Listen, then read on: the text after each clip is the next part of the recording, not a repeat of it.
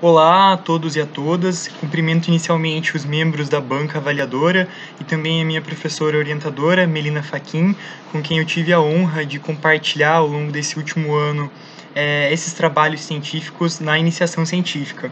Bom, o projeto no qual o meu trabalho está inserido é o Constitucionalismo Multinível, Democracia e Direitos Humanos, tendo como título de pesquisa específico o choque entre o desenvolvimento econômico e a preservação ambiental, uma reflexão constitucional e internacional acerca do direito humano ao meio ambiente como um pressuposto democrático. Bom, inicialmente eu gostaria de começar destacando a inter-relação entre a temática da proteção do meio ambiente e a garantia de direitos humanos, o que se efetiva através de um amplo espectro normativo, hermenêutico, jurídico e social, e encontra um substrato tanto no ordenamento jurídico interno dos países, quanto em âmbito internacional, seja numa seara global ou mesmo regional. Nesse sentido, como recorte específico da pesquisa, tem-se a realidade latino-americana e, sendo assim, o sistema interamericano de proteção dos direitos humanos.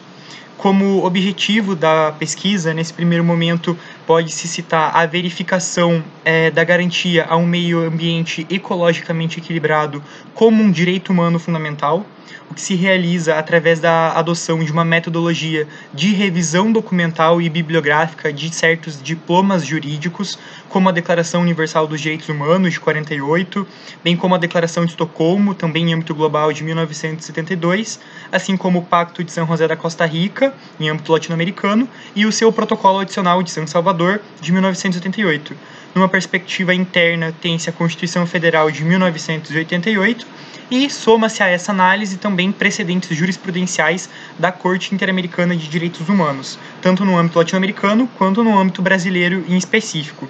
Esses documentos eles são responsáveis por corporificar a construção dos direitos humanos a partir do final da Segunda Guerra Mundial e também corporificam a recepção dessas garantias pelos ordenamentos jurídicos internos dos estados que ratificam esses tratados e essas declarações, demonstrando, de certa forma, evidentemente, a análise do constitucionalismo multinível presente na pesquisa, que é orientado, sobretudo, pela dignidade humana e pela democracia. É válido salientar também que esse estudo ele tem a sua justificativa afirmada diante do próprio cenário conjuntural no qual nós estamos inseridos, uma crise climática sem precedentes, e essas informações são corroboradas por dados científicos diversos, e para citar um deles que foi utilizado na pesquisa, pode-se mencionar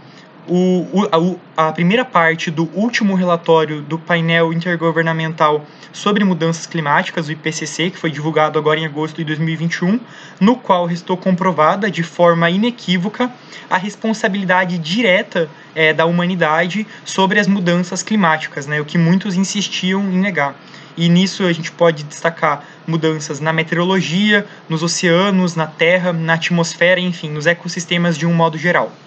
Tendo em vista esse momento conjuntural e compreendendo o aquecimento global como um produto direto do modelo de produção adotado por economias capitalistas, extrai-se, portanto, o segundo objetivo desse trabalho, que é o de investigar o papel ocupado pelos países periféricos, como os países latino-americanos, no que se convencionou chamar de Sistema Mundo, no qual há uma divisão internacional do trabalho, que já era alertada por Aníbal Quijano, que possui origens coloniais, responsável por manter determinados estados, principalmente os estados do sul global,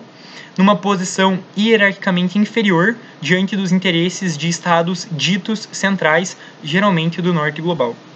A metodologia adotada nesse segundo momento, ela se concentra sobre uma análise bibliográfica de autores da ecologia política latino-americana, sobretudo Maristela Svampa e Alberto Acosta, que identificam a vigência de um neoextrativismo, ou seja, de uma economia primária exportadora, que, como chama Maristela Svampa, se consolida através do consenso das commodities. E essa agenda é marcadamente responsável por manter os países latino-americanos como meros exportadores de natureza, segundo as palavras de Gurdinas, e concretiza, portanto, uma agenda que aumenta a pressão sobre recursos naturais,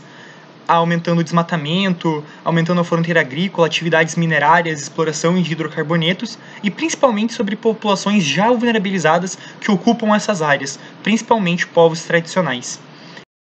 já encerrando esse momento, eu gostaria de ressaltar que as reflexões orientadas pelas análises qualitativas propostas na presente iniciação científica, tanto dos mecanismos de proteção dos direitos humanos, quanto da ecologia política e suas articulações com casos concretos, nos conduzem à necessidade de fortalecimento dos direitos humanos de forma descolonial, superando, portanto, o paradigma do desenvolvimentismo neoextrativista, orientado por interesses de países do norte global, e estabelecendo premissas de preservação do meio ambiente como condição para uma vida digna. Porque, como diz a professora Melina Fachin em sua tese de doutorado, a garantia de direitos humanos é ainda quimera para grande parte da população. Isso significa dizer que é ainda uma promessa a ser cumprida, e nos conduzem, portanto, à necessidade de superação desse paradigma para a concretização de uma sociedade na qual haja a real e efetiva valorização da justiça socioambiental como pressuposto democrático.